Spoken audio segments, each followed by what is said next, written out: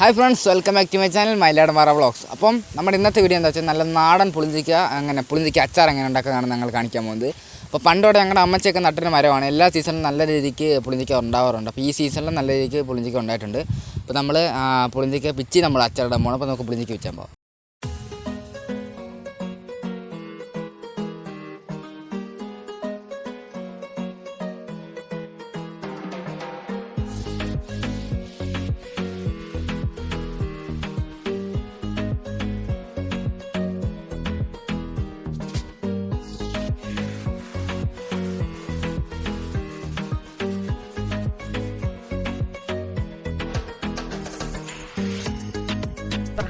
Hello guys, നമ്മളെല്ലാവരും കൂടെ ഇവിടുന്ന് എടുത്തിട്ട് വണ്ടിയാടിക്കുരുവാണ്.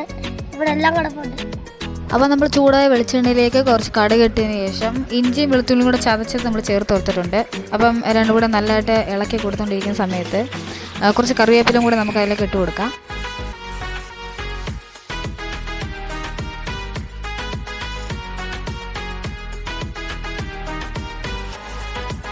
അപ്പോൾ ഇതെല്ലാം കൂടെ ഒന്ന് മൂത്ത് കളറൊക്കെ ഒന്ന് മാറി കഴിയുമ്പോഴത്തേക്കിനും കുറച്ച് മുളക് പൊടിയും കൂടി ഇട്ട് കൊടുത്ത് ഒന്ന് മൂപ്പിച്ചെടുക്കാം.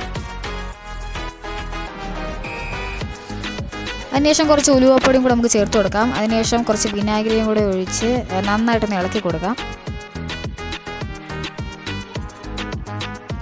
അപ്പോൾ നമുക്കിതെല്ലാം കൂടി ഇട്ട് നന്നായിട്ടൊന്ന് ഇളക്കി കുറുക്കിയെടുക്കാം. അതിനുശേഷം നമ്മൾ കുറച്ച് കടുക് ചതച്ച് വെച്ചിട്ടുണ്ടായിരുന്നു, അതുകൂടെ അതിലേക്ക് ചേർത്ത് കൊടുത്തിട്ടുണ്ട്. പിന്നെ നമുക്ക് ആവശ്യമായിട്ടുള്ള കുറച്ച് ഉപ്പ് കൂടി അതിലേക്ക് ചേർത്ത് കൊടുത്ത് നന്നായിട്ട് ഇളക്കി കൊടുക്കാം. 2 മണിക്കൂർ മുന്നേ നമ്മുടെ പുളിഞ്ചിക്ക് നല്ല വൃത്തിയായിട്ട് കഴുകി അതിൽ മഞ്ഞൾപ്പൊടി ഉപ്പ് ഇട്ടൊന്ന് മാഗ്നേറ്റ് ചെയ്യാൻ വെച്ചിട്ടുണ്ടായിരുന്നു. അത് നമുക്ക് ഇതിലേക്ക് ഇട്ട് കൊടുത്ത് ആ അരപ്പൊക്കെ ഒന്ന് എല്ലാം കൂടെ ഇളക്കി മിക്സ് ചെയ്തെടുക്കാം. അപ്പോൾ ഇത്രയേ ഉള്ളൂ, നമ്മുടെ അച്ചാർ റെഡി ആയിട്ടുണ്ട്. ഇനി കുറച്ച് നേരം തടക്കാൻ വേണ്ടിയിട്ടൊന്ന് മാറ്റി വയ്ക്കാം. നമ്മുടെ പുളിഞ്ചിക്ക അച്ചാർ ഇവിടെ റെഡിയാണ്. ഇത് വളരെ സിമ്പിളാണ്, എല്ലാവരും ട്രൈ ചെയ്ത് നോക്കണം. അപ്പോൾ ഇന്നത്തെ വീഡിയോ ഇത്രയേ ഉള്ളൂ. വീഡിയോ ഇഷ്ടമായെങ്കിൽ ലൈക്ക് ചെയ്യുക, ഷെയർ ചെയ്യുക, സബ്സ്ക്രൈബ് ചെയ്യുക. അപ്പം പുതുത്തൻ വീഡിയോസുമായി ഞങ്ങൾ വീണ്ടും വരുന്നതായിരിക്കും. അതുവരേക്കും ബൈ.